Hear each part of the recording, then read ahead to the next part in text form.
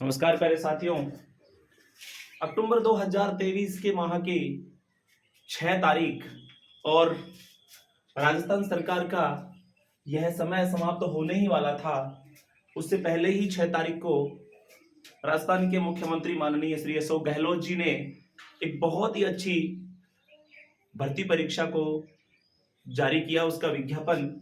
और देखिए प्यारे साथियों, मैं बता दूं कि इस विभाग के द्वारा यानी राजस्थान सरकार ने राजस्थान एनिमल अटेंडेंट रिक्रूटमेंट 2023 की विज्ञप्ति 6 अक्टूबर को जारी की। और पोर्टल पर जब यह विज्ञप्ति आई तो इसके पदों की संख्या को देख करके राजस्थान के बेरोजगार युवाओं में एक खुशी की लहर जागी।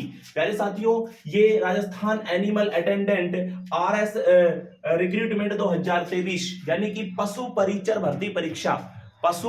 भर्ती परीक्षा 2023 जिसके आवेदन मांगे गए हैं, जिसके आवेदन पदों पर यानी कि 5,934 पदों पर ये आवेदन मांगे गए हैं। प्यारे साथियों, 5,934 पदों के ऊपर ये आवेदन मांगे गए हैं, जिसमें गैर अनुसूचित जनजाति के या गैर अनुसूचित क्षेत्र के 5,281 पद हैं तथा अनुसूचित क्षेत्र के 653 पद हैं। इसके अलावा अगर हम बात करें तो इसकी नोटिफिकेशन की जो तिथि थी वो 6 अक्टूबर को जारी कर दी गई है।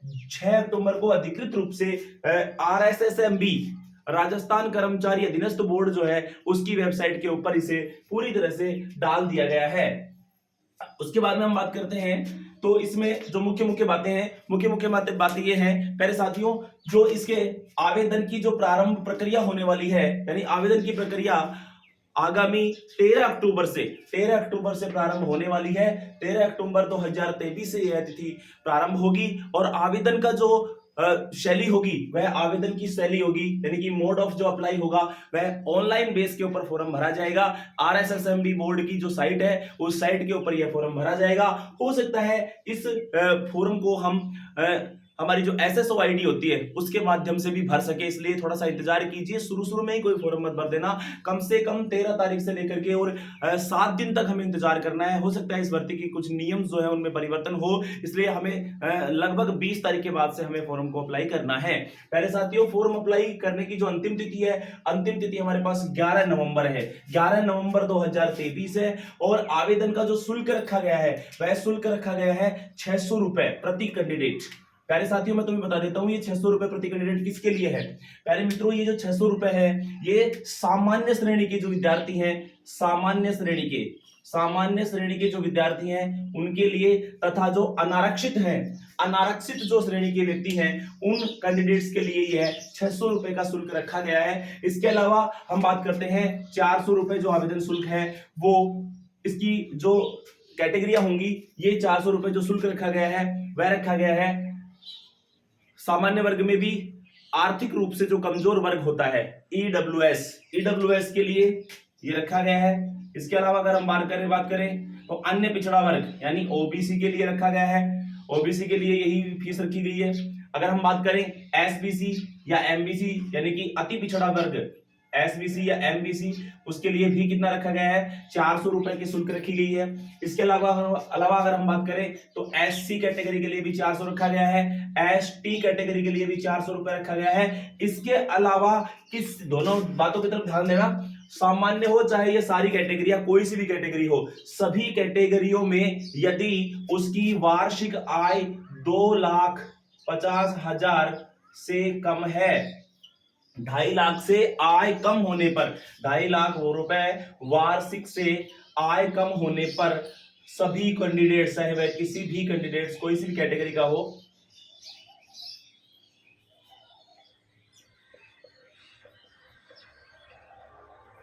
सभी को 400 रुपए ही देने होंगे, चाहे वह सामान्य वर्ग का हो, किसी भी अनारक्षित वर्ग का हो। यदि उसका नॉन क्रीमिलियर श्रेणी में अगर वह आता है, यानी कहने का मतलब यह है कि वो 2.5 लाख रुपए से अगर वार्षिक से उसकी कम आय है, उसके परिवार की कम आय है, तो उसे 400 रुपए ही देने होंगे।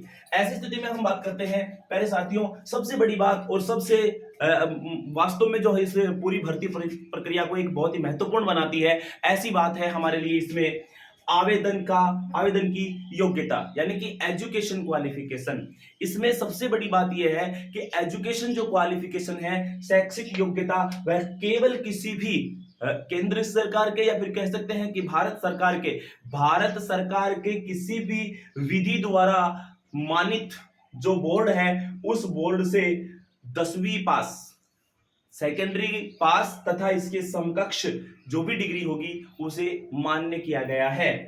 यानी कहने का मतलब लगभग इस भर्ती परीक्षा में कंपटीशन तो बहुत ही ज्यादा रहने वाला है, क्योंकि यह भर्ती परीक्षा जो है 10वीं पास की योग्यता रख करके इस भर्ती परीक्षा की जो भीड़ है उस भीड़ को बढ़ा दिया जाएगा। इसमें बेरोजगार साथी जो है वो बहुत सारे लोग फॉर्म भरेंगे। उसके बाद में अगर हम बात करें तो यह आयु सीमा, प्यारे मित्रों, न्यूनतम जो आयु है वह 18 वर्ष रखी गई है। न्यूनतम आयु जो है वो 18 वर्ष रखी गई है और अधिकतम जो आयु है वह 40 वर्ष रखी गई है। जो यानी कहने का मतलब ये हुआ कि जो राजस्थान की अन्य भर्तियों में जो भी आयु का मापदंड रहता है वही मापदंड यहां पर स्वीकार किया गया है। इसके अलावा अगर हम बात करें तो आयु की गणना की बात करते हैं। तो प्यारे मित्रों, आयु की जो गणना की जाएगी वह आयु की गणना आगामी 1 जनवरी 2024 को आधार मान करके की जाएगी। यानी कि 1 जनवरी 2024 तक जिस भी कैंडिडेट की उम्र 18 वर्ष हो जाएगी वह इसका फॉर्म फिल कर सकता है। इसके बाद में अगर हम बात करें तो आयु सीमा में जो छूट है, आरक्षित वर्गों को आयु के अंतिम सीमा में कुछ छूट दी गई है। उन छूट के बारे में भी हम चर्चा कर लेते हैं। यानी कहने का मतलब यह हुआ कि आयु सीमा की जो अंतिम जो सीमा होती है उस अंतिम सीमा में ही आरक्षण का प्रावधान किया जाता है। तो प्यारे साथियों, यानी कि 40 वर्ष है। लेकिन इसमें मैं बता दूं कि SC, ST अन्य जो कैटेगरियां हैं उस कैटेगरियों में शहरी जनजाति में इसे 5 वर्ष की छूट दी गई है। इस प्रकार से 45 वर्ष इसे माना गया है। इसके अलावा OBC, EWS और सामान्य वर्ग की जो उम्र है वह केवल 40 वर्ष ही रखी गई है, 40 वर्ष ही रखी गई है। अगर इसके बाद में हम बात करें महिलाओं की, तो महिलाओं में प्यारे साथियों, महिलाओं में इसमें छूट दी गई है। महिलाओं के आरक्षण की 3 कैटेगरियां बनाई गई है, सामान्य वर्ग की और कोई भी अनारक्षित वर्ग है, सामान्य वर्ग, EWS वर्ग और OBC वर्ग जो है, और अनारक्षित वर्ग जो है इसे EWS और OBC इसी श्रेणी में रखा गया है। इन तीनों चारों कैटेगरियों की जो महिलाएं हैं उन महिलाओं को अंतिम आयु सीमा में 5 वर्ष की छूट दी गई है, 5 वर्ष की छूट दी गई है। यानी कि वह 45 वर्ष की आयु तक अपना फॉर्म फिलअप कर सकती हैं। इसके अलावा अगर हम बात करें SC, ST और SC, ST तथा साथ में शहरी जनजाति की जो महिलाएं हैं उन महिलाओं के लिए आयु सीमा में 10 वर्ष की छूट दी गई है। कितने वर्ष की? 10 वर्ष की छूट दी गई है। यानी कि वे 50 वर्ष तक अपना फॉर्म फिलअप कर सकती हैं। इसके अलावा परित्यक्तता जो महिलाएं होती हैं, यानी विवाह के बाद में विच्छिन्न जो महिलाएं होती हैं, एकल नारी के अंतर्गत आती हैं, तथा विधवा जो महिलाएं होती हैं उनके लिए अंतिम आयु का कोई प्रावधान नहीं है। वे अंतिम समय तक भी, यानी कि कब तक भी अपनी इस फॉर्म को फिलअप कर सकती हैं। प्यारे साथियों, इस भर्ती में करना क्या होगा, सबसे बड़ी बात हम यहाँ पर बात करते हैं। आयु के बाद में चयन प्रक्रिया क्या रहेगी, आपको किस प्रकार से वहां पर चयनित किया जाएगा, उसके लिए मैं बता देता हूं। इसके लिए यहाँ पर 4 प्रावधान किए गए हैं, मोटे मोटे तौर पर 3 किए गए हैं। सबसे पहले आपकी एक लिखित परीक्षा होगी। लिखित परीक्षा का क्या प्रावधान होगा, अभी बात चर्चा करेंगे इसके ऊपर। इसके बाद में अपना डॉक्यूमेंट वेरिफिकेशन होगा, फिर मेरिट लिस्ट छटेगी और मेरिट के बाद में आपका मेडिकल टेस्ट होगा, जो नॉर्मल होता ही है, हर भर्ती में ही होता है। तो प्यारे साथियों, सबसे पहले बात करते हैं हम इसमें लिखित परीक्षा की। सबसे मेन इंपॉर्टेंट जो चीज है वो है यहाँ पर लिखित परीक्षा। तो लिखित परीक्षा में ही अब में तय कर लिया जाएगा कि किस व्यक्ति को सेलेक्ट होना है और किस व्यक्ति को सेलेक्ट नहीं होना है। यानी कि कहने का मतलब इस पूरी भर्ती प्रक्रिया में सबसे पहले तो हम बात करते हैं इस भर्ती प्रक्रिया में जो लिखित प्रावधान, लिखित परीक्षा होगी, उस लिखित परीक्षा के मोड पर ही हमारे को भर्ती होना है या नहीं होना है वो उसी में डिसाइड हो जाएगा। भर्ती हो जाने के बाद में मैं आपको थोड़ी सी बता देता हूं ये भर्ती है क्या, इस भर्ती में होगा क्या। प्यारे साथियों, इस भर्ती का जो करवाने वाला विभाग होगा वह विभाग होगा RSSMB, यानी RSSMB के द्वारा यह भर्ती करवाई जाएगी।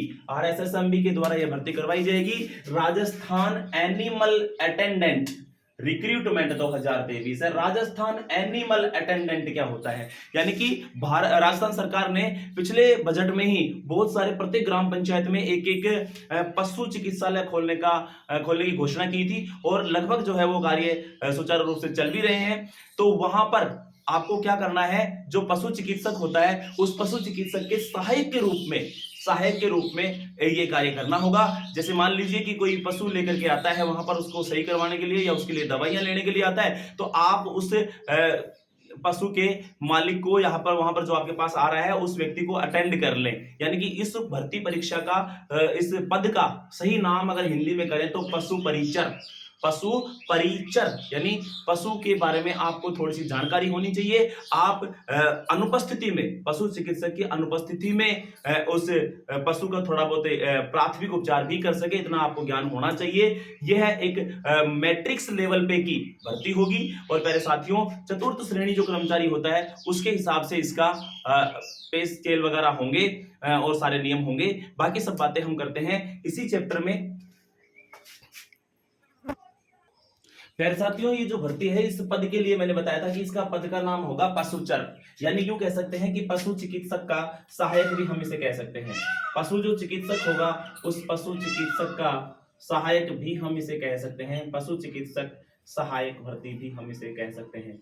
इसके अलावा अगर हम बात करते हैं कि इसका जो मुख्य चयन करने का जो प्रावधान होगा वह लिखित परीक्षा के आधार पर होगा और लिखित परीक्षा में एक पेपर होगा, उस पेपर को 2 भागों में विभाजित किया गया है, यानी कि उस पेपर को 2 भागों में इसकी परीक्षा आयोजित करवाई जाएगी।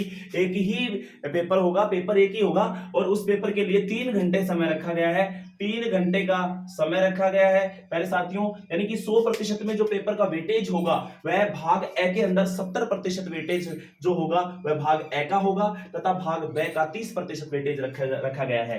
प्यारे साथियों जो भाग ए है उस भाग ए में क्या रहेगा, उस भाग ए में राजस्थान की कला संस्कृति, राजस्थान का इतिहास, राजस्थान की राजनीतिक व्यवस्था और राजस्थान के भूगोल से संबंधित प्रश्न पूछे जाएंगे। इसके साथ ही 10वीं कक्षा तक की गणित तथा 10वीं कक्षा तक की विज्ञान जो है उसके प्रश्न भी पूछे जाएंगे। मेरे साथियों गणित और विज्ञान का जो है ना इसमें वो थोड़ा सा ज्यादा रोल रहेगा, ज्यादा भूमिका रहेगी, इसलिए कोई भी तैयारी करने वाला विद्यार्थी जो है वो गणित 10वीं तक की जो गणित है और 10वीं तक की जो विज्ञान है उसके ऊपर थोड़ा ज्यादा फोकस करे, क्योंकि इसमें कहा भी गया है, स्पष्ट रूप से लिखा हुआ है, इसकी विज्ञप्ति अगर आप देखेंगे तो उसमें स्पष्ट रूप से लिखा हुआ है कि कक्षा 10वीं तक के स्तर तक का इसमें पेपर बनेगा, एग्जाम होगा। इसके अलावा बात करते हैं भाग बे में क्या दिया जाएगा।